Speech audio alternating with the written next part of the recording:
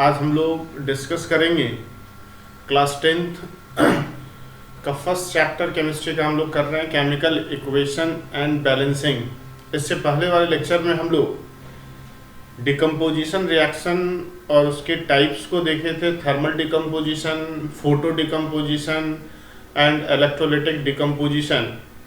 आज third type का reaction जिसको डिस्प्लेसमेंट रिएक्शन बोल रहे हैं उसी का डिस्कशन होगा, साथ में डबल डिस्प्लेसमेंट और कुछ और स्पेशल टाइप रिएक्शन का, प्रेसिपिटेशन रिएक्शन भी हम लोग डिस्कस करेंगे।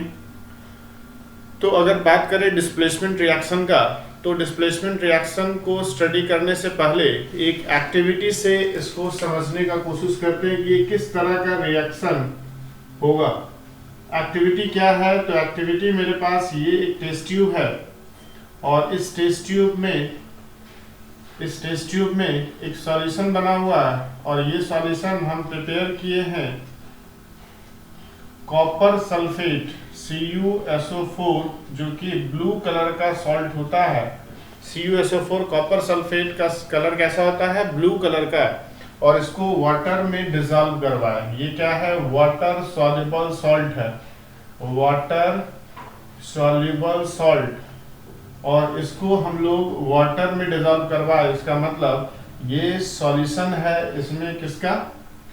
सॉल्यूशन ऑफ कॉपर सल्फेट, जिसको हम ऐसे भी लिख सकते हैं CuSO4 एक्वस। काफी ज्यादा सॉल्युबल होता है कॉपर सल्फेट वाटर में। अब ऐसा करते हैं कि एक आयरन नेल लेते हैं,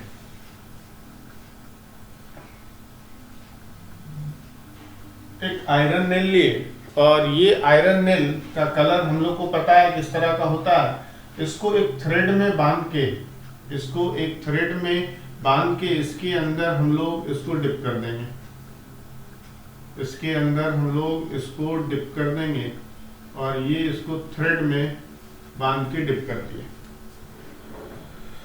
अब ऐसा करने के कुछ समय के बाद जब इसको हम लोग बाहर लेके आते हैं तो ऐसा लगता है कि ये आयरन नेल है ना, ये अभी क्या है? आयरन नेल है। लेकिन जब इसको कुछ समय के बाद फिर से देखते हैं, कुछ समय के बाद इसको अगर फिर से देखें तो ऐसा लगता है कि ये कॉपर नेल में कन्वर्ट हो गया। ऐसा इसलिए हुआ क्योंकि जो कॉपर डिस्प्लेस यहां से हुआ वो इस नेल पे डिपॉजिट हो गया। एक्चुअल में यहाँ पे हो क्या रहा है कि जो आयरन नेल है वो तो Fe से रिप्रेजेंट किए, कॉपर सल्फेट को हम CuSO4 से रिप्रेजेंट किए, और ये CuSO4 एक्वस फॉर्म में है, मींस वाटर सॉल्युबल सॉल्ट है।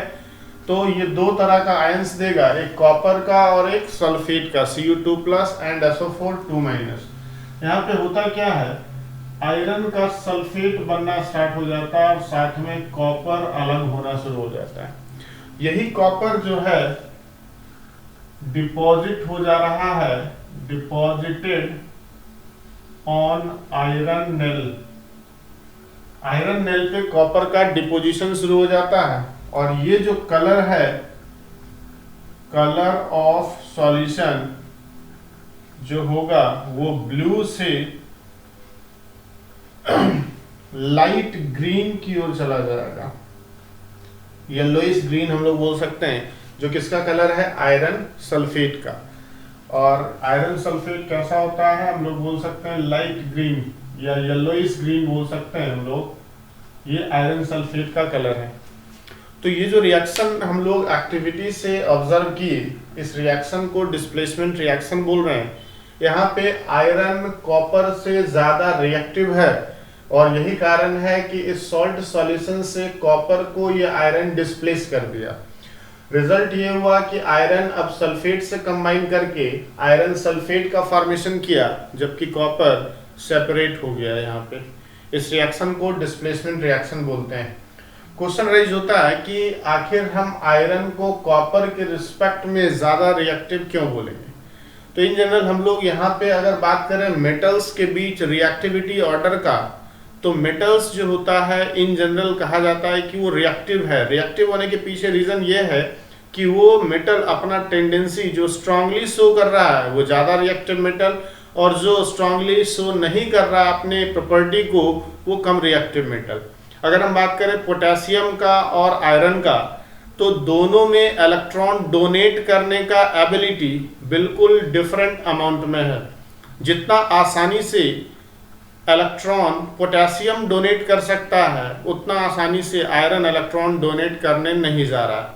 इसका मतलब ये हो गया कि जो मेटल जितने आसानी से इलेक्ट्रॉन डोनेट कर पा रहा है, वो उतना ही ज़्यादा रिएक्टिव होगा, और जो रिएक्टिव मेटल होगा वो लेस रिएक्टिव मेटल को उसके सॉल्ट सॉल्यूशन से डिस्प्लेस कर देगा। एक्चुअल में यहाँ पे ये हुआ कि आयरन और कॉपर में एक तरह का रेस हो जाएगा कि सल्फेट को इलेक्ट्रॉन कौन देगा। आयरन एंड कॉपर में एक रेस होगा कि सल्फेट को इलेक्ट्रॉन कौन देगा। इस रेस में वो जीतेगा जो आसानी से इलेक्ट्रॉन डोनेट कर सकता है। आयरन कॉपर के रिस्पेक्ट में काफी आसान तरीके से इलेक्ट्रॉन डोनेट करता है, तो निश्चित रूप से आयरन ही सल्फेट को इलेक्ट्रॉन देगा।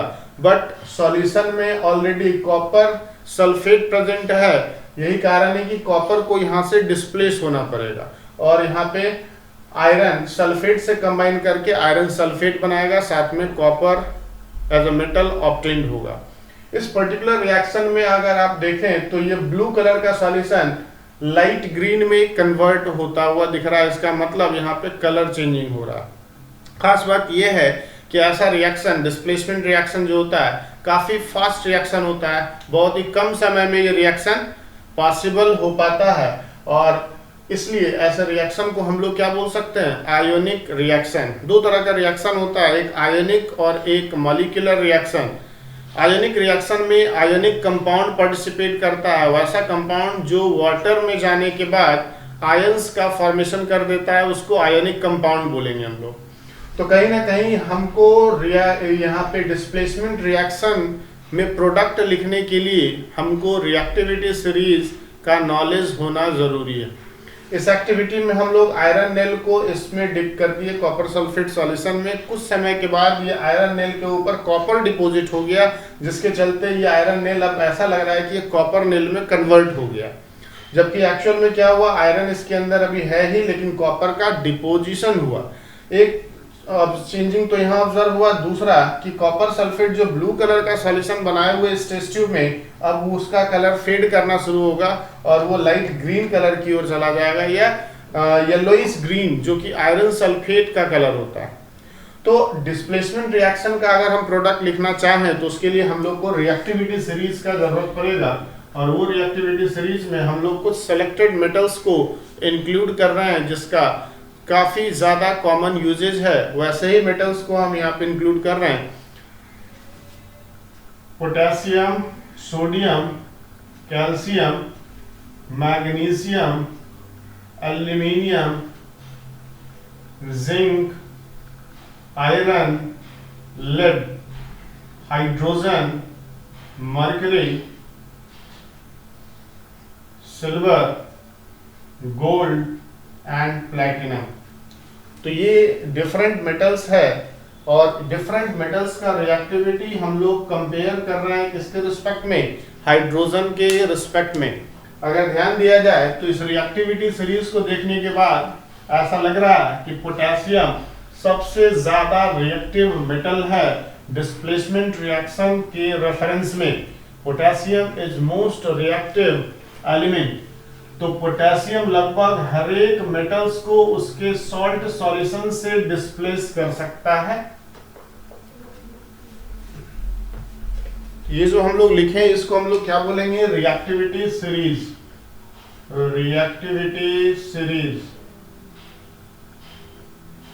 इसके ब्रैकेट में इसका वैलेंसी लिखते हैं। पोटेशियम का वैलेंसी 1 होता है, सोडियम का वैलेंसी 1 होगा, कैल्शियम 2, मैग्नीशियम 2, एल्यूमिनियम 3, जिंक होगा 2, आयरन हो जाएगा 2 या 3 भी होता है, लेड जो होता है 2 और 4 होता है, मर्क्यूरी 1 एंड 2 पॉसिबल वैलेंसी है, सिल्वर का 1, गोल्ड का 1 एंड प्लैटिनम का भी कितना होगा 1।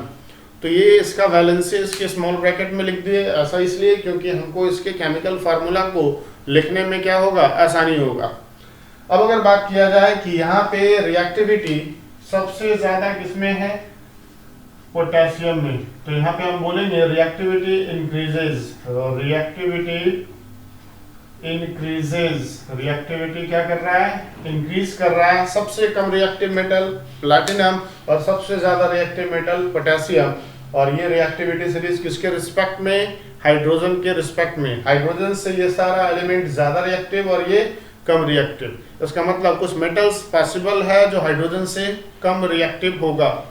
अब अगर डेफिनेशन का बात करें कि डिस्प्लेसमेंट रिएक्शन को डिफाइन किस तरीके से किया जाए, तो हम बोलेंगे it is a type of chemical reaction, it is a type of chemical reaction in which more reactive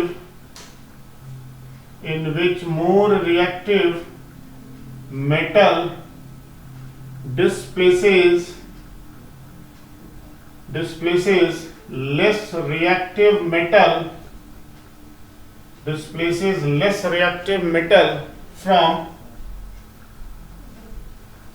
the salt solution of less reactive metal, from the salt solution of less reactive metal, या molten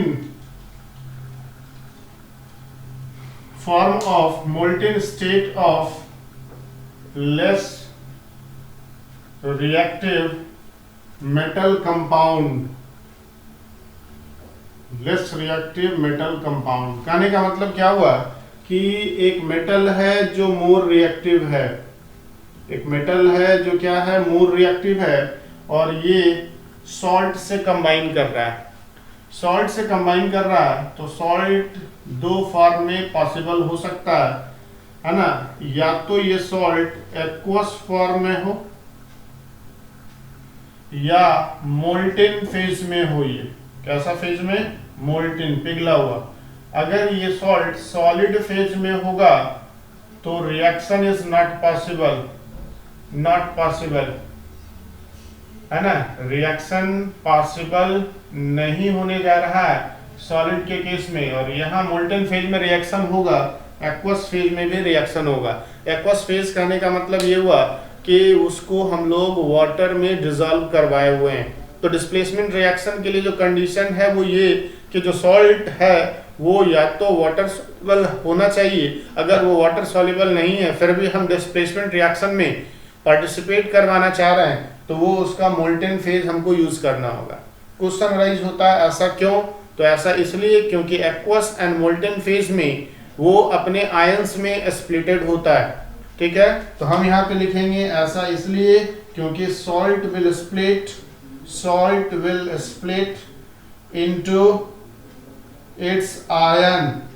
ठीक है, अपने ions में split हो जाता है salt कब, जब वो एक्वस फॉर्म में और मोल्टेन फेज में प्रेजेंट होता है। जबकि सॉलिड फेज में अगर बात करें तो ये रिएक्शन इसलिए पॉसिबल नहीं हो रहा है क्योंकि हमारे पास आयंस नहीं मिल रहा है, और अगर आयंस नहीं मिल रहा है तो रिएक्शन भी पॉसिबल नहीं हो पाएगा।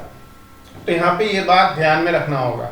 अब अगर इस डेफिनेशन में हम ध्यान से देखें तो क्या बोला जा रहा है, एक ऐसा रिएक्शन जिसमें मोर रिएक्टिव मेटल, सबसे पहला कंडीशन कि जो मोर रिएक्टिव मेटल होगा वो लेस रिएक्टिव मेटल को क्या करेगा, डिस्प्लेस करेगा। लेस रिएक्टिव मेटल को क्या करेगा, डिस्प्लेस करेगा। कहां से डिस्प्लेस करेगा, तो सॉल्ट सॉल्यूशन उसी लेस रिएक्टिव मेटल का, नहीं तो फिर उसके मोल्टेन स्टेट जो होता है लेस रिएक्टिव मेटल कंपाउंड का, उससे वो डिस्प्लेस करेगा। तो हमारे लिए सबसे पहला कंडीशन कि हमको कंपेयर करना होगा कि जो मेटल रिएक्शन में पार्टिसिपेट कर रहा है क्या वो ज्यादा रिएक्टिव है, अदरवाइज अगर लेस रिएक्टिव होगा तो रिएक्शन पॉसिबल नहीं हो पाएगा। कुछ एग्जांपल्स के थ्रू इसको हम लोग समझने का कोशिश करें। डिस्प्लेसमेंट रिएक्शन में कैसे हम लोग प्रोडक्ट लिख पाते हैं, क्या रिएक्ट किया और क्या बना, इस चीज को हम लोग ध्यान से देखें। कुछ रिएक्टेंट के थ्रू हम लोग प्रोडक्ट लिखने का कोशिश करेंगे। हम इक्वेशन को यहाँ पे अनबैलेंस फॉर्मेट में लिखने जा रहे हैं, जबकि आपको उस इक्वेशन को बैलेंस करना होगा। तो first example is iron plus copper sulphate, most common displacement reaction, what is the product. Second, potassium plus sodium chloride, potassium plus sodium chloride. Third reaction है aluminium plus iron oxide, Fe2O3, aluminium plus iron oxide. Next reaction, aluminium plus zinc sulfate, aluminium plus zinc chloride ले लिए। Next जो है हम लोग iron plus copper nitrate CuNO3 whole twice, iron plus copper nitrate, copper plus silver nitrate AgNO3। Next example, copper plus aluminium sulphate Al2SO4 whole thrice. तो ये different reaction हम लोग कंसिडर किए जहां पे हमको इसका प्रोडक्ट लिखना है। और कैसे प्रोडक्ट लिखना है इस बात को समझना है। सबसे पहले ये जितना भी मेटल हम यूज कर रहे हैं ये सॉलिड फेज में होगा, तो इसका फिजिकल स्टेट हम लोग मेंशन कर दे रहे हैं। जितना भी मेटल है वो किस फेज में होगा, सॉलिड फेज में होगा, और फिजिकल स्टेट इसका हम लोग मेंशन कर दे रहे हैं। दूसरी बात है कि कॉपर सल्फेट जो होता है वाटर सॉल्युबल होता है, और वाटर सॉल्युबल होने की वजह से इसका कौन सा फेज हम लोग यूज करेंगे, एक्वस फेज। सोडियम क्लोराइड यहाँ पे एक्वस फेज में यूज हो रहा, आप चाहें तो मोल्टेन फेज में भी रिएक्शन करवा सकते हैं। आयरन ऑक्साइड वाटर इनसॉल्युबल है, ये सॉल्ट जो है ये वाटर इनसॉल्युबल है, इसलिए इसका हम लोग लिक्विड फेज लेंगे। सॉलिड फेज में रिएक्शन पॉसिबल नहीं है, इसका कौन सा फेज लेंगे, लिक्विड फेज लेंगे, क्योंकि ये मोल्टेन फेज में हो सकता है जबकि वाटर में डिसॉल्व करने ये नहीं जा रहा। ZnCl2 हम लोग एक्वस फेज में यूज करने जा रहे हैं क्योंकि ये वाटर सॉल्युबल सॉल्ट है। जितना भी नाइट्रेट्स होता है, all metal nitrates are water soluble, all nitrates are water soluble. तो यहाँ पे कॉपर नाइट्रेट है तो इसका भी हम लोग कौन सा फॉर्म लेने जा रहे हैं, aqueous. Silver nitrate is again nitrate, so it is water soluble. Aluminium sulfate is water soluble. तो हम लोग फिजिकल स्टेट डिफरेंट रिएक्टेंट्स का मेंशन कर दिए, और फिजिकल स्टेट जब मेंशन हो गया तो फिर प्रोडक्ट लिखने के लिए नेक्स्ट स्टेप हम लोग को ये देखना होगा कि जो मेटल हम लोग यूज कर रहे हैं क्या वो मेटल सॉल्ट सॉल्यूशन में प्रेजेंट मेटल से ज्यादा रिएक्टिव है। अगर ज्यादा रिएक्टिव है तो वो डिस्प्लेस करेगा, और अगर कम रिएक्टिव है तो डिस्प्लेसमेंट पॉसिबल नहीं होने जा रहा।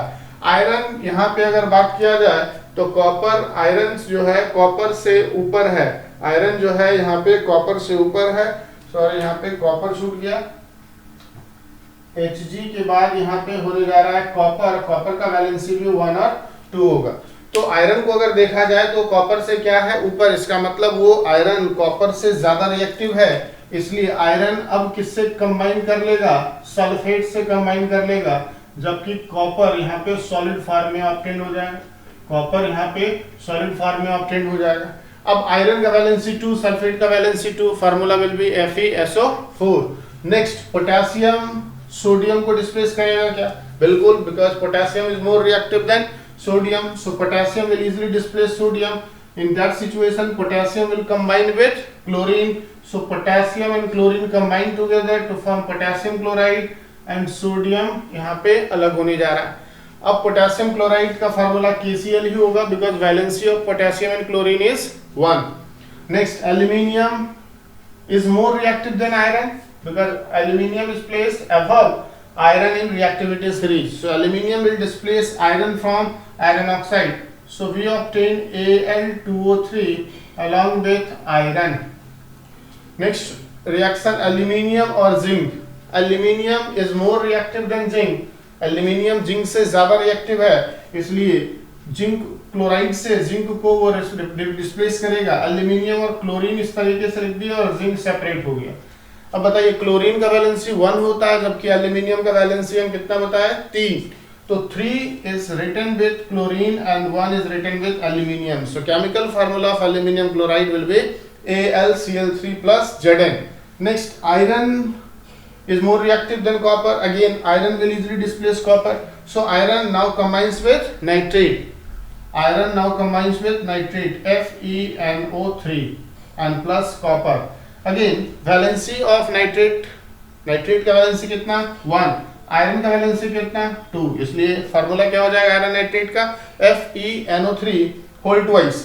Copper is more reactive than silver, copper जो है सिल्वर से ज्यादा रिएक्टिव है तो सिल्वर नाइट्रेट से सिल्वर को कॉपर डिस्प्लेस करेगा, तो बन जाएगा यहाँ पे CuNO3 whole twice and plus में सिल्वर।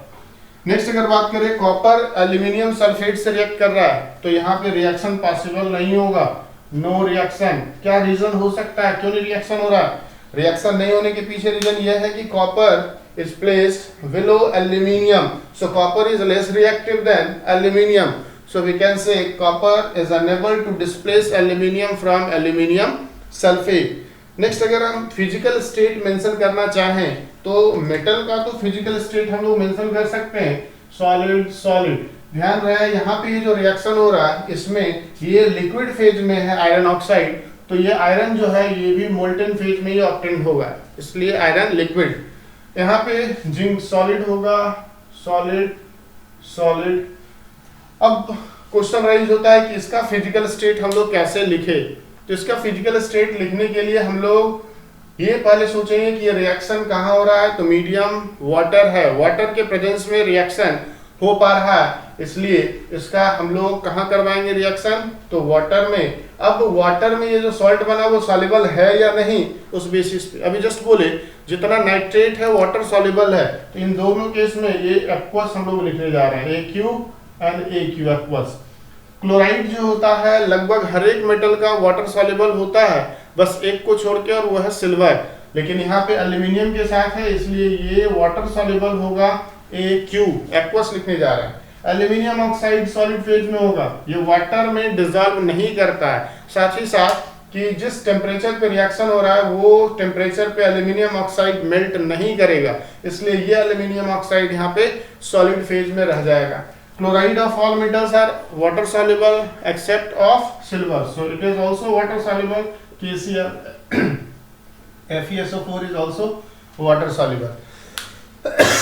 अब यहाँ पे देखा जाए इस इक्वेशन को हम लोग आसानी से बैलेंस भी कर सकते हैं। First is already balance, second भी बैलेंस है, थर्ड भी बैलेंस है, फोर्थ में अगर देखा जाए एल्यूमिनियम के साथ 3 क्लोरीन है जबकि यहाँ पे 1 है। अगर इसको 2 और 3 कैल्शियम देखा जाए तो 6 होगा, यहाँ पे हम लोग क्या कर देंगे 6 करने के लिए 3 2 6 एंड 2 3 6। एल्यूमिनियम यहाँ पे कितना कर देंगे 2 और जिंक को यहाँ पे कितना कर देंगे 3। इस तरीके से इक्वेशन हम लोग बैलेंस कर लिए। नेक्स्ट क्या है, iron plus copper nitrate FeNO3 whole twice, ये ऑलरेडी बैलेंस्ड है। नेक्स्ट कॉपर प्लस AgNO3 यहाँ पे बैलेंस करना होगा। NO3 यहाँ पे टोटल कितना है 2 और यहाँ पे कितना 1, तो इसको ऐसा करते हैं 2 से 2 प्लेस कर देते हैं और सिल्वर यहाँ पे 2 कर दे रहे हैं। इस तरीके से ये इक्वेशन बैलेंस, और लास्ट इक्वेशन में हम लोग को बैलेंस करने की जरूरत नहीं, ये रिएक्शन पॉसिबल नहीं हो पा रहा है। अगर हम बात करें कि डिस्प्लेसमेंट रिएक्शन कितने टाइप का होता है, तो डिस्प्लेसमेंट डिफरेंट टाइप का हो सकता है। मेटल मेटल को डिस्प्लेस कर सकता है, मेटल नॉन मेटल को डिस्प्लेस कर सकता है, नॉन मेटल को डिस्प्लेस कर सकता है। तो हम लोग उस डिस्प्लेसमेंट रिएक्शन का टाइप भी थोड़ा सा डिस्कस यहाँ पे कर लें। Displacement reaction is of 3 types, metal metal displacement, metal non displacement, non metal displacement. It is of 3 types. First में हम लोग क्या बोल रहे हैं, फर्स्ट में हम लोग बोल रहे हैं मेटल डिस्प्लेसमेंट, मेटल डिस्प्लेसमेंट। तो मेटल डिस्प्लेसमेंट का भी जस्ट हम लोग एग्जांपल देखे थे, जैसे calcium react with zinc chloride. यहाँ पे कैल्शियम जिंक से ज्यादा रिएक्टिव है तो क्या बनेगा कैल्शियम क्लोराइड और जिंक यहाँ पे अलग हो जाएगा। तो एक मेटल दूसरे मेटल को क्या किया यहाँ पे डिस्प्लेस किया। दूसरा टाइप अगर देखें तो हम बोल सकते हैं मेटल नॉन मेटल डिस्प्लेसमेंट। तो मेटल को मेटल जो होगा नॉन मेटल को डिस्प्लेस करने जा रहा है। एक सिंपल एग्जांपल ले, सोडियम प्लस हाइड्रोजन क्लोराइड। अब यहाँ पे देखा जाए हाइड्रोजन से ज्यादा रिएक्टिव कौन, सोडियम, तो सोडियम इस हाइड्रोजन को डिस्प्लेस करेगा। वैसे सिचुएशन में सोडियम को क्लोरीन के साथ बॉन्ड बनाना होगा और यहाँ पे हाइड्रोजन गैस ऑब्टेन होगा, H2 गैस, जो एयर से हल्का होने की वजह से ऊपर की ओर चला जाएगा, जिसके चलते हम यहाँ पे एरो किधर दी, अपवर्ड एरो से रिप्रेजेंट किए। सोडियम क्लोराइड का फार्मूला NaCl होगा because valency of sodium and chlorine is 1। Equation को अगर बैलेंस करें तो यहाँ पे कितना लिखेंगे 2 और यहाँ पे कितना लिखेंगे 2 और यहाँ पे कितना लिखेंगे 2। इस तरीके से इक्वेशन बैलेंस हो गया। तो sodium is displacing hydrogen and hydrogen is non metal, so this type of displacement is referred as metal non metal displacement. एक और थर्ड टाइप का अगर देखें तो वो है non metal displacement. Non metal displacement, तो नॉन मेटल को ही डिस्प्लेस करेगा। ये थर्ड टाइप का डिस्प्लेसमेंट रिएक्शन है। अगर हम बात करें कि ये मेरे पास सोडियम ब्रोमाइड है और ये क्लोरीन से रिएक्ट कर रहा है, तो क्लोरीन जो होता है ब्रोमीन से ज्यादा रिएक्टिव है। अगर हम बात करें रिएक्टिविटी का तो फ्लोरीन जो होगा सबसे ज्यादा रिएक्टिव, तब क्लोरीन, तब ब्रोमीन और तब आयोडीन। रिएक्टिविटी का ऑर्डर ये है। सबसे ज्यादा रिएक्टिव कौन? फ्लोरीन। यहाँ पे देखिए ब्रोमीन कम रिएक्टिव है जबकि क्लोरीन ज्यादा रिएक्टिव है, तो क्लोरीन यहाँ पे ब्रोमीन को क्या करेगा? डिस्प्लेस कर देगा। तो अगर बात करें सोडियम को अब यहाँ पे किससे कंबाइन करना पड़ जाएगा? क्लोरीन से, और यहाँ पे ब्रोमीन सेपरेट हो जाएगा Br2। अब यहाँ पे ब्रोमीन एक है जबकि यहाँ पे हम 2 लिख दिए। ऐसा इसलिए क्योंकि ब्रोमीन को Br2 से रिप्रेजेंट करते हैं। दोनों को इक्वलाइज करने के लिए बैलेंस करना होगा। यहाँ पे 2 कर दिए, यहाँ भी 2 कर दिए, तो क्या chlorine 2 and sodium 2, chlorine 2 and bromine 2, तो ऑलरेडी यहाँ पे बैलेंस हो गया। तो हम कह सकते हैं कि डिस्प्लेसमेंट रिएक्शन टोटल कितने टाइप का हुआ? 3 टाइप्स का। Metal displacement, metal non metal displacement and non metal displacement. जब भी मेटल एसिड से रिएक्ट करता है, मेटल जब वाटर से रिएक्ट करता है, तो वो रिएक्शन को हम लोग किस कैटेगरी में रखने जा रहे हैं? Metal non metal displacement. तो ये सारा एग्जांपल किसका है? डिस्प्लेसमेंट रिएक्शन का। ध्यान रहे कि डिस्प्लेसमेंट रिएक्शन में हम लोग प्रोडक्ट कब लिख पाएंगे? जब ये रिएक्टिविटी सीरीज हमको पता हो। दूसरी बात कि हमको ये पता हो कि क्या वो जो सॉल्ट हम लोग यूज कर रहे हैं वाटर में डिजॉल्व किया हुआ है या नहीं। दूसरी बात, एक और बात अगर बोले तो हम बोल सकते हैं अगर वो वाटर इंसॉल्युबल सॉल्ट है तो वो उसका मोल्टेन फेज यूज करना होगा। सॉल्ट जब सॉलिड फेज में होगा तो डिस्प्लेसमेंट पॉसिबल नहीं हो पाएगा। तो ये रहा डिस्प्लेसमेंट रिएक्शन। नेक्स्ट टाइप जो होगा वो होगा double displacement reaction. Double displacement reaction हम लोग डिस्कस करने जा रहे हैं। अगला टॉपिक डबल डिस्प्लेसमेंट रिएक्शन, जो कि टाइप ऑफ रिएक्शन में सबसे लास्ट रिएक्शन होगा डबल डिस्प्लेसमेंट रिएक्शन। और इसी डबल डिस्प्लेसमेंट रिएक्शन में हम लोग डिस्कस करेंगे प्रेसिपिटेशन रिएक्शन, और थोड़ा बहुत हम लोग ये भी जानने का कोशिश करेंगे कि कौन सा सॉल्ट वाटर में डिजॉल्व करेगा और कौन सा सॉल्ट वाटर में डिजॉल्व नहीं करेगा। तो इस टॉपिक को स्टार्ट करने से पहले हम यहाँ पे एक रफ आइडिया ले ले कि कौन सा सॉल्ट वाटर में डिजॉल्व करता है और कौन नहीं कर पाता है। तो टॉपिक हमारा जो होने जा रहा है वो होने जा रहा है double displacement reaction. Next topic will be double displacement reaction. तो डबल डिस्प्लेसमेंट रिएक्शन का अगर हम बात करें तो इससे पहले कि इसको स्टार्ट करें, इसी में हम लोग एक और रिएक्शन देखेंगे। कौन सा रिएक्शन देखेंगे? Precipitation reaction. प्रेसिपिटेशन रिएक्शन भी इसी टॉपिक में हम लोग डिस्कस करेंगे। यहाँ एक लिस्ट हम लोग को माइंड में रखना चाहिए कि वाटर इनसॉल्युबल सॉल्ट कौन कौन है। वाटर इनसॉल्युबल सॉल्ट, और यही प्रेसिपिटेट करता है, तो लिखेंगे विल प्रेसिपिटेट।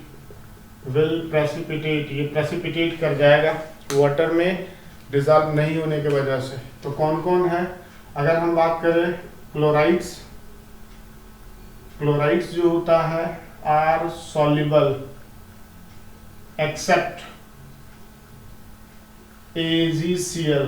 ध्यान रहे कि जितना भी क्लोराइड है लगभग कॉमन क्लोराइड्स वाटर सॉल्युबल है, लेकिन सिल्वर क्लोराइड वाटर सॉल्युबल नहीं है।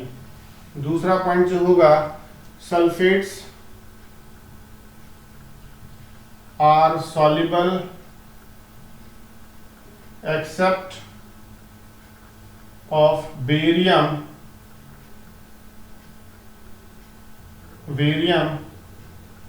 Calcium and strontium.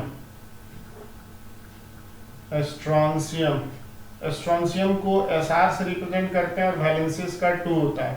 कैल्शियम को Ca से रिप्रेजेंट करते हैं, वैलेंसी 2 होता है। बेरियम को Ba से रिप्रेजेंट करेंगे, वैलेंसी 2 होगा। ठीक है। All nitrates are water soluble. Most important, all nitrates are water soluble. जितना भी नाइट्रेट्स होता है वो वाटर सॉल्युबल होता है। नेक्स्ट पॉइंट अगर हम बात करें, carbonates are mostly insoluble। Carbonates are mostly insoluble except of sodium and potassium। Sodium और पोटेशियम का कार्बोनेट वाटर सॉल्युबल होता है, जबकि बाकी कार्बोनेट्स वाटर इनसॉल्युबल होगा। बाकी कार्बोनेट्स क्या होगा? Water insoluble. तो कुछ रफली माइंड में रखना है कि कौन डिसॉल्व करेगा और कौन डिसॉल्व नहीं करेगा। अब यहाँ पे क्वेश्चन राइज हो सकता है कि क्यों सिल्वर क्लोराइड वाटर में डिसॉल्व नहीं कर रहा है। तो ये डिसाइड करने के लिए हम लोग को सॉल्युबिलिटी टॉपिक पढ़ना होगा, जो आप हायर क्लास में स्टडी करेंगे। तो यहाँ पे रफली हमको याद रखना होगा कि ये जो सॉल्ट का रेंज हम दिए हैं ये वाटर में डिसॉल्व कर रहा है और ये नहीं कर रहा है। साथ ही साथ ये डिफरेंट रिएक्शन जो हम लोग डिस्कस कर रहे हैं, इसमें अगर हमको प्रोडक्ट लिखने आना है तो वो एक ही शर्त पे हो सकता है कि हमको वो केमिकल कंपाउंड का फार्मूला लिखने आना चाहिए। और केमिकल कंपाउंड का फार्मूला कब लिखेंगे? जब हमको वैलेंसी का आइडिया हो। अब यहाँ पे हम लोग ये डिस्कस करें कि what is the double displacement reaction. ये डबल डिस्प्लेसमेंट रिएक्शन होता क्या है? तो एक ऐसा रिएक्शन है जहाँ पे आयन का एक्सचेंज होता है।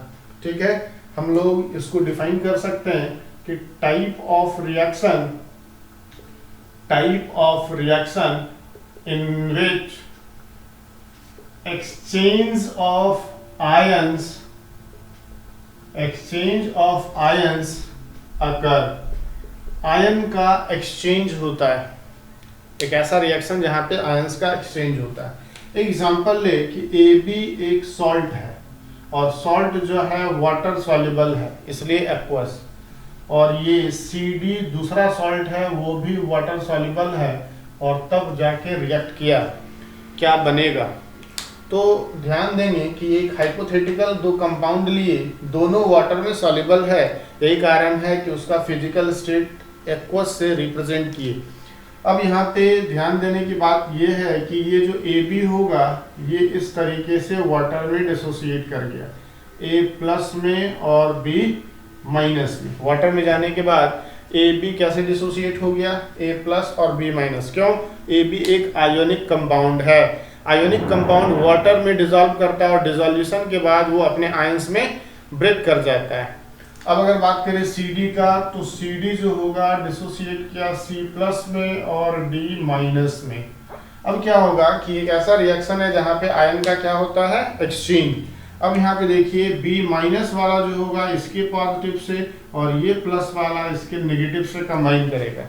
इस कॉम्बिनेशन में क्या होगा? A और D कंबाइन कर रहा है, तो हम यहाँ पे बना देंगे क्या? AD। और साथ में क्या बना देंगे? B और C बना देंगे।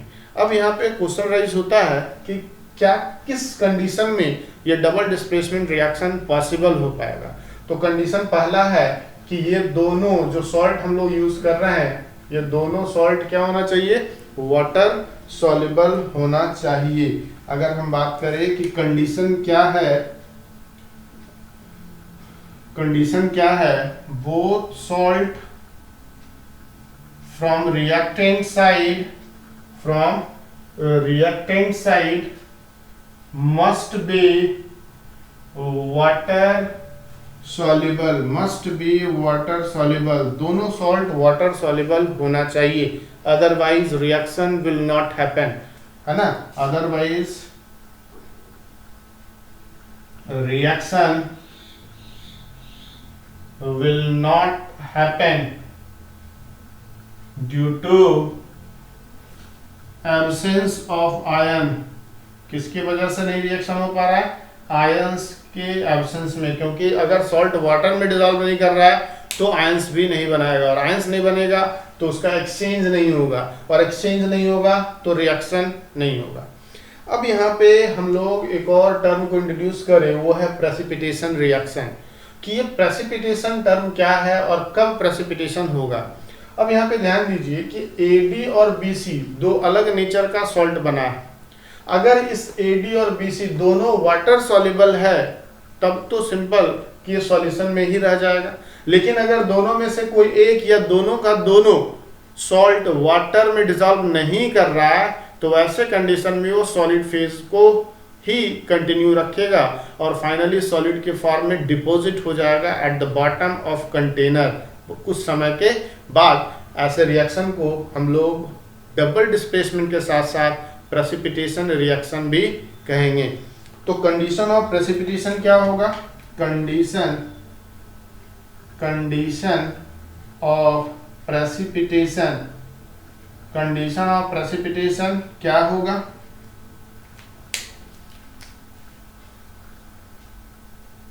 एनी वन और both the salt obtained as product is water insoluble, क्या बोल रहे हैं कि कोई एक या दोनों सॉल्ट जो प्रोडक्ट में ऑब्टेन्ड हो रहा है वो वाटर इनसॉल्युबल हो। In such case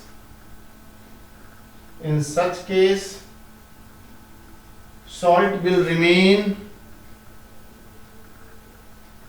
as solid, salt क्या हो जाएगा? सॉलिड के फॉर्म में ही रह जाएगा। And precipitates. तो अब यहाँ पे सबसे पहली बात कि हम लोग एक कंडीशन तो ये है कि रिएक्शन हो रहा है या नहीं हो रहा है, double displacement reaction is possible और नॉट। तो उसके पॉसिबिलिटी को चेक करने के लिए रिएक्टेंट साइड में जो सॉल्ट हम लोग मेंशन कर रहे हैं उस सॉल्ट के बारे में पहले हम लोग देख लेंगे क्या वो सॉल्युबल है या इनसॉल्युबल है। सॉल्युबल है तो 100% रिएक्शन होगा। अगर उसमें से कोई एक सॉल्ट इनसॉल्युबल है तो आयंस नहीं बनेगा तो आयन का एक्सचेंज नहीं होगा, तो रिएक्शन पॉसिबल नहीं हो पाएगा और वैसे सिचुएशन में डबल डिस्प्लेसमेंट रिएक्शन का कोई मतलब नहीं रह जाएगा। दूसरी बात कि अगर रिएक्शन हो गया तो क्या वो प्रेसिपिटेशन वहां पे होगा या नहीं होगा। तो क्वेश्चन राइज होता है कि प्रेसिपिटेशन होगा तो कब होगा। तो हम बोले कि दो सॉल्ट जो बन रहा है दोनों में से कोई एक सॉल्ट या दोनों का दोनों सॉल्ट वाटर इनसॉल्युबल हो जाए तो वो सॉल्यूशन में सॉलिड फॉर्म में ही एग्जिस्ट करेगा और तब हम लोग बोलेंगे कि उसका प्रेसिपिटेट बन गया। इसको समझने के लिए प्रेसिपिटेशन और डबल डिस्प्लेसमेंट रिएक्शन को समझने के लिए हम लोग फिर से एक एक्टिविटी को एक्सप्लेन करेंगे और वो एक्टिविटी हम लोग के प्रैक्टिकल सिलेबस में भी इंक्लूडेड है, लैब में भी किया जा सकता है। मेरे पास एक टेस्ट ट्यूब में बेरियम क्लोराइड का सॉल्यूशन होगा। एक टेस्ट ट्यूब में क्या होगा? बेरियम के क्लोराइड का solution BaCl2 is water soluble salt. तो टेस्ट ट्यूब में वाटर और उसको मिला देंगे तो बेरियम क्लोराइड सॉल्ट का सॉल्यूशन टेस्ट ट्यूब 1 में मिल गया हमको। जबकि दूसरे टेस्ट ट्यूब में सोडियम का या पोटेशियम का सल्फेट का सॉल्यूशन बना लेंगे। फर्स्ट टेस्ट ट्यूब में क्या रखेंगे? Barium chloride. Second test tube में हम लोग क्या रखेंगे? Sodium sulphate. दोनों वाटर सॉल्युबल सॉल्ट है। जैसे ही उस दोनों टेस्ट ट्यूब के केमिकल्स को हम लोग एक साथ फिर से मिलाएंगे तो वहां पे ऐसा लगेगा कि सॉल्यूशन का कलर अब वाइट हो गया, और वाइट हो गया इसका मतलब कुछ समय के बाद उसके नीचे कंटेनर ये आपका टेस्ट ट्यूब के बेस में व्हाइट कलर का सॉल्ट डिपॉजिट होता हुआ दिखेगा। वो व्हाइट कलर का सॉल्ट जो है वो बेरियम सल्फेट है जो वाटर में इनसॉल्युबल है। तो ऐसे रिएक्शन को प्रेसिपिटेशन भी बोले और डबल डिस्प्लेसमेंट भी बोले। उसको हम लोग थोड़ा सा अच्छे से हम लोग देखें क्या होता है उस प्रेसिपिटेशन रिएक्शन में और उस एक्टिविटी में।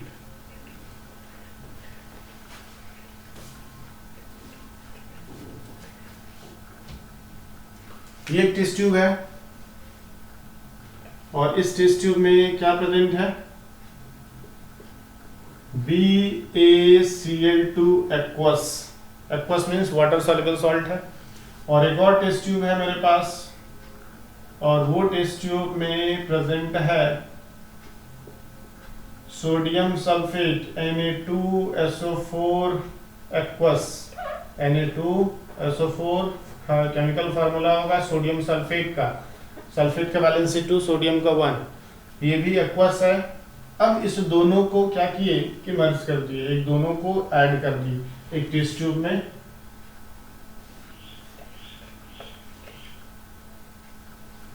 इस टेस्ट ट्यूब में इसको भी और इस टेस्ट ट्यूब में इसको भी लाके डाल दिए। जैसे ही लाके इसमें मिलाए तो कुछ समय के बाद इस पर्टिकुलर पोर्शन में व्हाइट प्रेसिपिटेट, इसका कलर कैसा हो जाएगा, व्हाइट हो जाएगा, जबकि एक क्लियर सॉल्यूशन यहाँ पे रहेगा। ठीक है, तो यहाँ पे कैसा सॉल्यूशन है, क्लियर सॉल्यूशन, क्लियर सॉल्यूशन।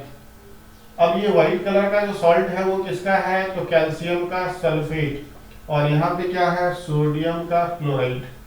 ध्यान देने वाली बात है कि यहाँ पे रिएक्शन कैसे हुआ होगा, तो रिएक्शन हुआ होगा बेरियम क्लोराइड एक्वस है, सोडियम सल्फेट Na2SO4 एक्वस ही होगा, ये दोनों रिएक्ट किया होगा। अब रिएक्शन के बाद आयंस जो हमको मिलेगा वो क्या मिलेगा, तो बेरियम क्लोराइड Ba और Cl कितना है मेरे पास 2, क्लोरीन पे चार्ज कितना होता है -1 और बेरियम पे 2+। सोडियम सल्फेट ब्रेक कैसे होगा, तो 2 सोडियम है मेरे पास, सोडियम का वैलेंसी 1 इसलिए +1 चार्ज, और सल्फेट पे कितना चार्ज होता है, 2 नेगेटिव चार्ज होता है। सल्फेट पे कितना चार्ज होता है, 2 नेगेटिव। अब यहाँ पे क्या पॉसिबिलिटी है कि क्लोरीन सोडियम से कंबाइन करेगा और बेरियम किससे कंबाइन करेगा, सल्फेट से। तो क्या बनने जा रहा है, बेरियम का सल्फेट, तो barium sulphate formula is BaSO4, और साथ में क्या बनेगा, सोडियम क्लोराइड। अभी जस्ट आपको बताया थे क्लोराइड जो लगभग जो होता है वाटर सॉल्युबल सिल्वर क्लोराइड को छोड़ के, लेकिन यहाँ पे सोडियम क्लोराइड है इसलिए वाटर सॉल्युबल, और यही कारण है कि हम यहाँ पे क्या मेंशन किए, एक्वस।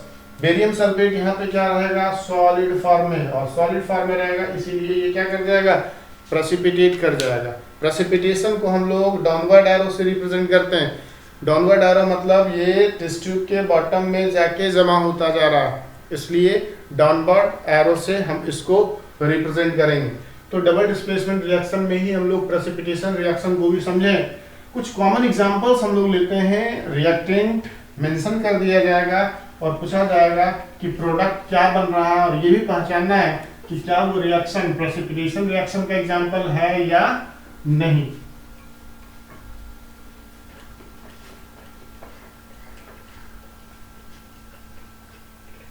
प्रेसिपिटेशन रिएक्शन का वो एग्जांपल है या नहीं, इस चीज को हम लोग देखें।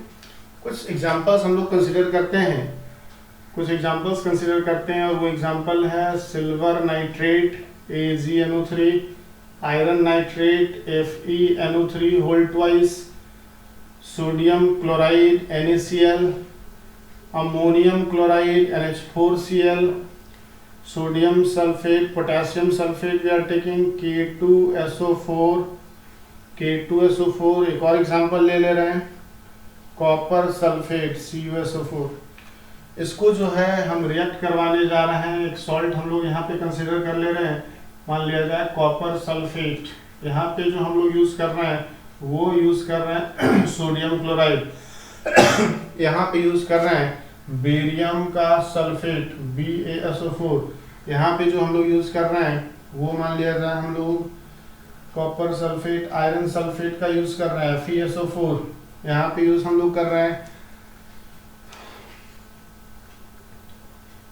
बेरियम क्लोराइड का, और लास्टली हम लोग यहाँ पे जो यूज कर रहे हैं वो सोडियम कार्बोनेट का Na2CO3। अब ध्यान देने वाली बात है कि इसका फिजिकल स्टेट सबसे पहले लिख ले और तब हम लोग प्रोडक्ट लिखने का कोशिश करें। तो nitrates are water soluble, so we are taking aqueous. Nitrates are water soluble, aqueous form. Chlorides of all metals are water soluble except silver. NH4Cl is water soluble, aqueous. K2SO4 sulfate is aqueous. Sulfates are aqueous because sulfate किसका water में dissolve नहीं करता है, calcium and strontium and barium 3 का है ना, aqueous यहाँ भी लिखने जा रहे हैं। सोडियम कार्बोनेट भी वाटर में डिजोल्व करेगा, बेरियम क्लोराइड भी वाटर में डिजोल्व करेगा, iron sulphate water soluble salt है, बेरियम सल्फेट सॉलिड होगा, ये वाटर में डिजोल्व नहीं करता। सोडियम क्लोराइड एक्वस होगा और कॉपर सल्फेट भी एक्वस होगा। तो क्वेश्चन राइज होता है कि क्या प्रोडक्ट बनेगा। हमको यहाँ पे प्रोडक्ट भी लिखना है, हमको यहाँ पे ये भी डिसाइड करना है कि रिएक्शन पॉसिबल है या नहीं, और साथ ही साथ अगर रिएक्शन पॉसिबल हुआ तो क्या वो प्रेसिपिटेशन रिएक्शन का एग्जांपल है या नहीं। इस तीनों बात को हम लोग ध्यान में रखेंगे। तो first reaction is AgNO3 aqueous plus aqueous reaction is possible, ठीक है। अब यहाँ पे सिल्वर किसको रिप्लेस करेगा, कॉपर को। मीन सिल्वर जो होगा सल्फेट से और कॉपर जो होगा नाइट्रेट से कंबाइन करेगा। तो सिल्वर जब सल्फेट से कंबाइन करेगा तो Ag और SO4 हम लोग लिख दिए पहले। कॉपर किससे कंबाइन कर रहा है, नाइट्रेट से, दोनों लिख दिए। अब वैलेंसी को इंटरचेंज कर रहा है, नाइट्रेट का वैलेंसी 1 होता है, कॉपर का वैलेंसी 2, तो CuNO3 होल ट्वाइस।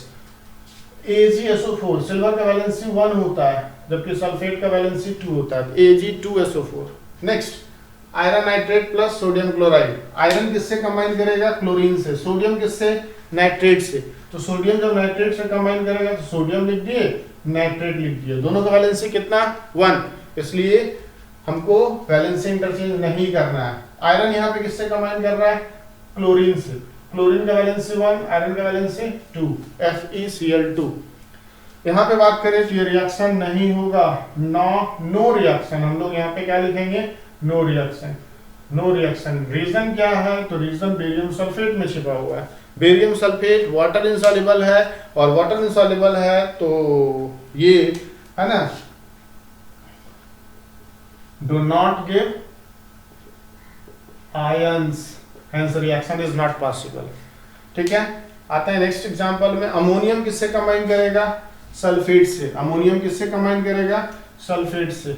आयरन किससे कंबाइन करेगा, क्लोरीन से, ठीक है। आयरन किससे कंबाइन करेगा, क्लोरीन से। तो आयरन अमोनियम सल्फेट से कंबाइन करेगा तो लिख दिए NH4 और सल्फेट का SO4। और आयरन किससे, क्लोरीन से। आयरन का वैलेंसी 2, क्लोरीन का 1।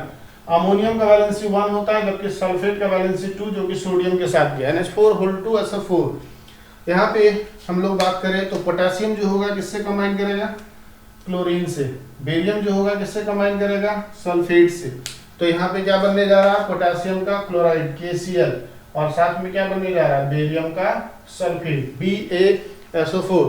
अगला एग्जांपल देखिए तो कॉपर किससे कंबाइन करेगा, कार्बोनेट से, और सल्फेट सोडियम से। तो यहाँ पे कॉपर का कार्बोनेट, सोडियम का पहले सल्फेट बना ले रहे हैं Na और SO4। सल्फेट का वैलेंसी कितना होता है 2, जो कि चला जाएगा सोडियम के साथ, तो फार्मूला विल बी Na2SO4।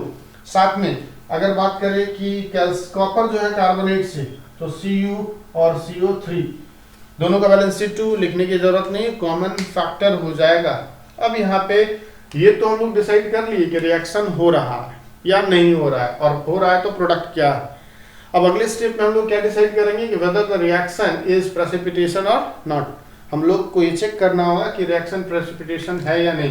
तो सल्फेट जो होता है यहाँ पे अगर बात करें तो ये एक्वस फॉर्म में होगा, वाटर सॉल्युबल है।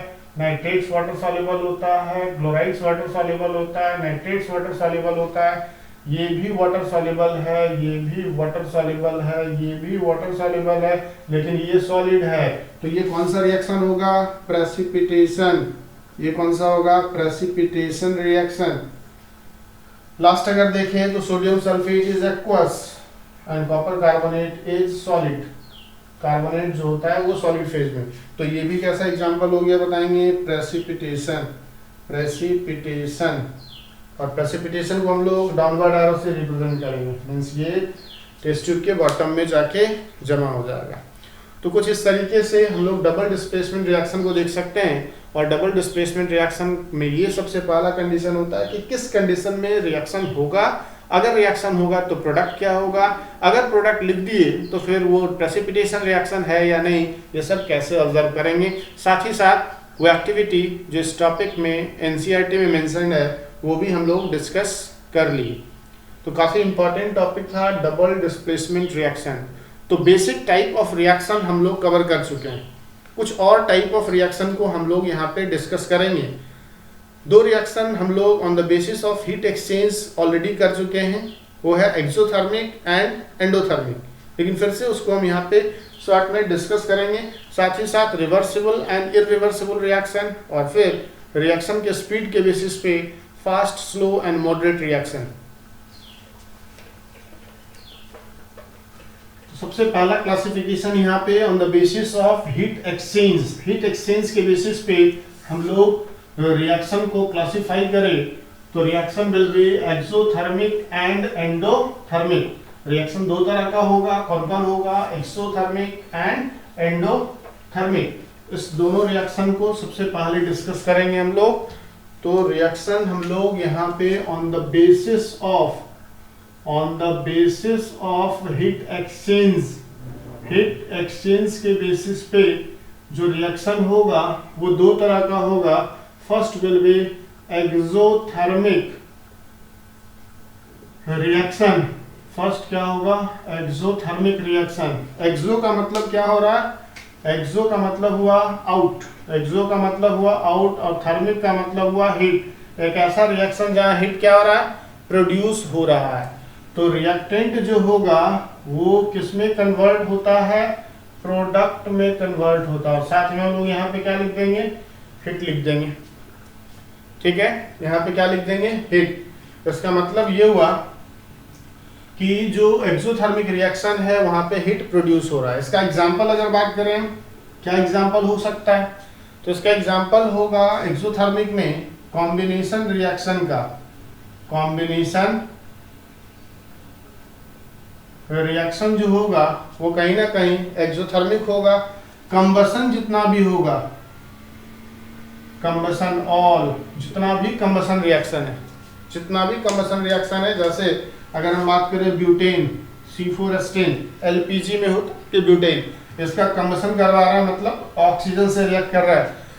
जितना भी कार्बन का कंपाउंड ऑक्सीजन से रिएक्ट करके मीन्स कंबसन करके हमेशा क्या देगा, कार्बन डाइऑक्साइड और वाटर का फॉर्मेशन करेगा। साथ में लार्ज अमाउंट में क्या प्रोड्यूस होगा, हीट प्रोड्यूस होगा। साथ में क्या होगा, लार्ज अमाउंट में क्या प्रोड्यूस होगा, हीट प्रोड्यूस होगा। अगर बात करें एक्सोथर्मिक रिएक्शन का, अगर हम बात करें एक्सोथर्मिक रिएक्शन का, तो रेस्पिरेशन जो होगा वो एक एक्सोथर्मिक रिएक्शन है।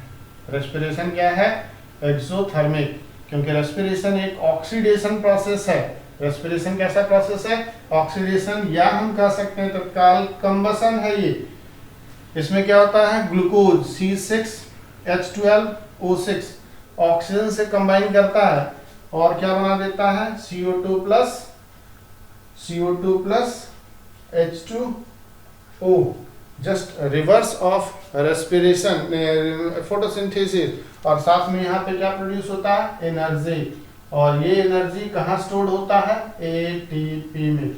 ऑलरेडी हम लोग इसको डिस्कस कर चुके हैं कॉम्बिनेशन रिएक्शन में।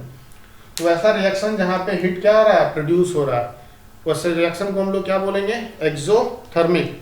नेक्स्ट होगा वो होगा एंडोथर्मिक रिएक्शन। सेकंड टाइप जो होगा वो होगा एंडोथर्मिक रिएक्शन।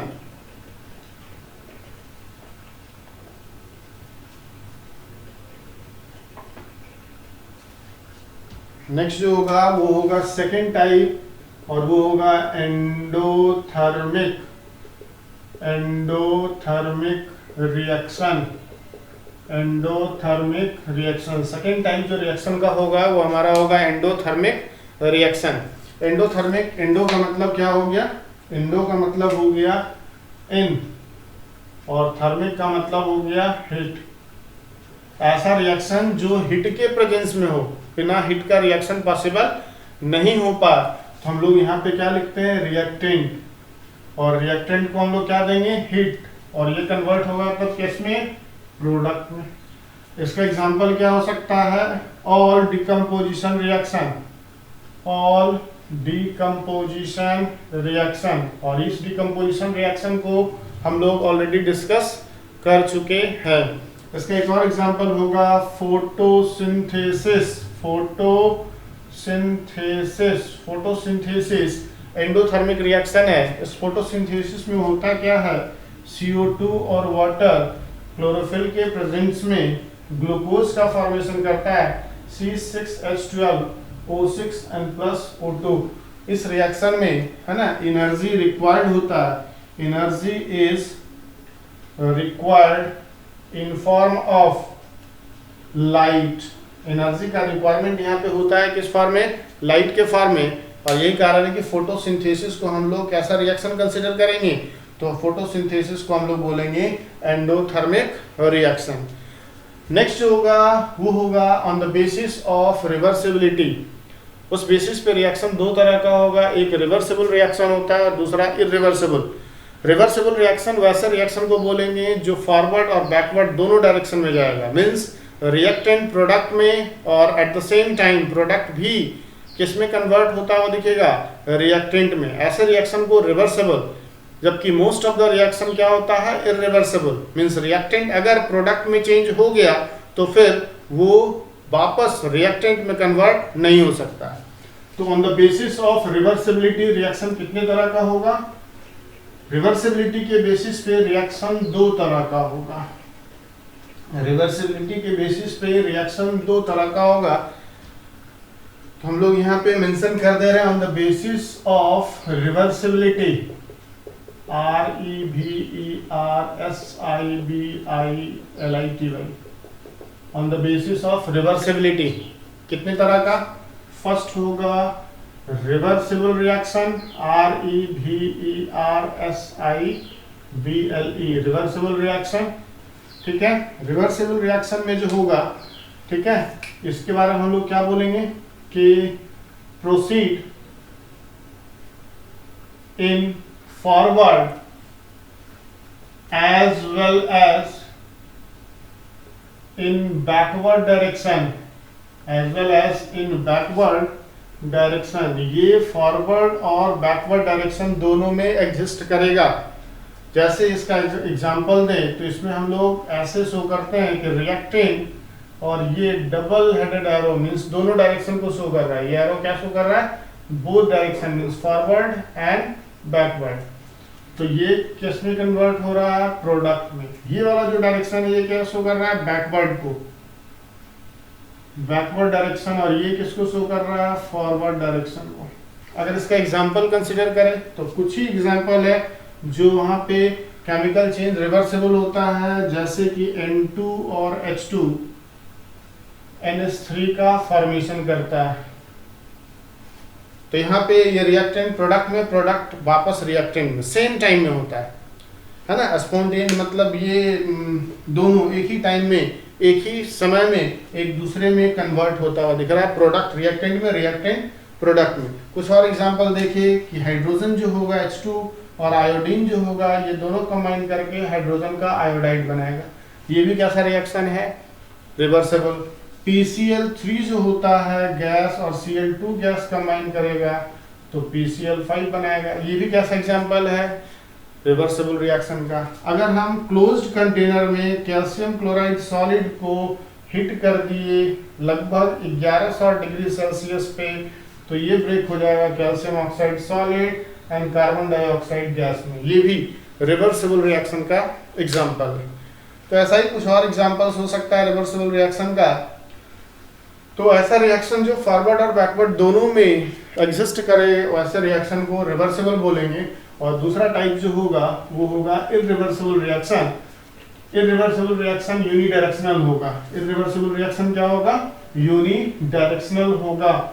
यूनिडायरेक्शनल का मतलब हो गया कि रिएक्टेंट प्रोडक्ट में बदलेगा, प्रोडक्ट वापस रिएक्टेंट में उसी टाइम नहीं आ सकता। ठीक है, नेक्स्ट जो होगा वो होगा इरिवर्सिबल।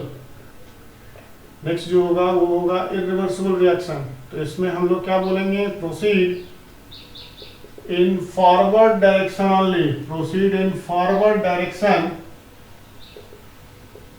ओनली, जिसको हम लोग इस एरो से रिप्रेजेंट करते हैं। Most of the reaction, example इसका क्या हो जाएगा, most of the reaction. Most of the reaction जैसे कार्बन को जला दिए, CO2 बना लिए, क्या CO2 से वापस कार्बन मिलने जा रहा है, नहीं। ठीक है। उसी तरीके से अगर हम बोले कि CH4 का कंबसन करवा दिए, CO2 बन गया और वाटर बन गया, क्या वापस CO2 वाटर से मीथेन मिलने जा रहा है? नहीं। तो ऐसे रिएक्शन को हम लोग क्या बोलेंगे? Irreversible reaction. Most of the reaction क्या होता है? इररिवर्सिबल नेचर का होता है। एक और बेसिक टाइप जो हमारे सिलेबस में तो नहीं है लेकिन फिर भी थोड़ा सा हम लोग उसके बारे में स्टडी कर ले, और वो है on the basis of rate of reaction. Rate of reaction के बेसिस पे रिएक्शन कितने तरह का हो सकता है। रेट ऑफ रिएक्शन के बेसिस पे रिएक्शन कितने तरह का हो सकता है। तो किस बेसिस पे हम लोग देख रहे हैं? Rate of reaction. ठीक है। रेट ऑफ रिएक्शन क्या होता है? एक सेकेंड में कितना रिएक्टेंट प्रोडक्ट में चेंज हुआ है। तो हम लोग बोलेंगे how much reactant is converted into product. How much reactant is converted into product. How much reactant is converted into product in 1 second. एक सेकंड में कितना रिएक्टेंट प्रोडक्ट में चेंज हो रहा है उसको हम लोग क्या बोलेंगे? Rate of reaction. तो रेट ऑफ रिएक्शन के बेसिस पे रिएक्शन 3 टाइप्स का होगा। एक होगा फास्ट रिएक्शन, दूसरा होगा मॉडरेट रिएक्शन, और थर्ड क्या होने जा रहा है? Slow reaction. Third will be slow reaction. ठीक है। अब यहाँ पे बात करें फास्ट रिएक्शन, तो फास्ट रिएक्शन का क्या होता है कि सेकेंड भर में या बहुत ही कम समय में रिएक्शन कंप्लीट हो जाता है। बहुत ही कम टाइम में रिएक्शन क्या हो जाएगा? कंप्लीट हो जाएगा। इसका एग्जांपल हम लोग लिख सकते हैं कि आयोनिक रिएक्शन जो होता है वो काफ़ी फास्ट होता है। आयोनिक रिएक्शन में हम लोग बोल सकते हैं डिस्प्लेसमेंट रिएक्शन और डबल डिस्प्लेसमेंट रिएक्शन। ये दोनों रिएक्शन काफ़ी फास्ट है। Double displacement reaction, double displacement reaction, displacement and double displacement reaction दोनों फास्ट रिएक्शन के कैटेगरी में आएगा। रिएक्टेंट जस्ट मिलाए, प्रोडक्ट कुछ ही सेकंड में बनके तैयार। तो ये लगभग है ना कंप्लीट जो हो जाता है, कंप्लीट्स विद इन सेकेंड। ठीक है, सेकेंड में ही कंप्लीट हो जाता है। मॉडरेट रिएक्शन क्या होगा? कंप्लीट होगा, ये कंप्लीट्स इन फाइनाइट टाइम। फाइनाइट टाइम का मतलब कुछ समय में रिएक्शन कंप्लीट होगा, 1 मिनट 2 मिनट 3 मिनट इस तरीके से। मीन्स कुछ एक्सटर्नल फैक्टर वहां पे काम करेगा तब जाके रिएक्शन पॉसिबल हो पाएगा। हाईली स्पॉन्टेनियस नहीं बोला जा सकता है, मीन्स थोड़ा सा टाइम लगने जा रहा है। और यहाँ पे क्या हो जाएगा बताइए? कंप्लीट्स इन इनफाइनाइट टाइम, काफी ज्यादा टाइम लेता है कंप्लीट होने में। इसका एग्जांपल क्या हो सकता है? Rusting of iron.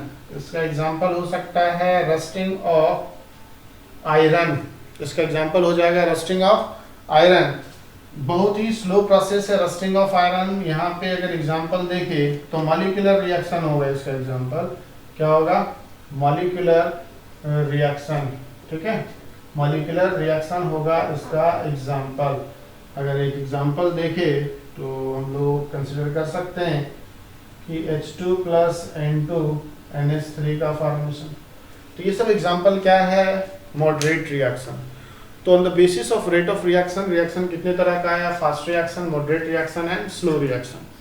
यहाँ पे एक और रिएक्शन देख ले तो एक आयनिक दिख रहा है और एक मॉलिक्यूलर रिएक्शन दिख रहा है। आयनिक रिएक्शन में क्या होता है कि आयंस को हम लोग शो करते हैं, जैसा कि डबल डिस्प्लेसमेंट रिएक्शन में स्प्लिट करके हम लोग डिस्कस किए थे, जबकि मॉलिक्यूलर रिएक्शन में पूरा कंपाउंड वहाँ पे लिखा जाता है।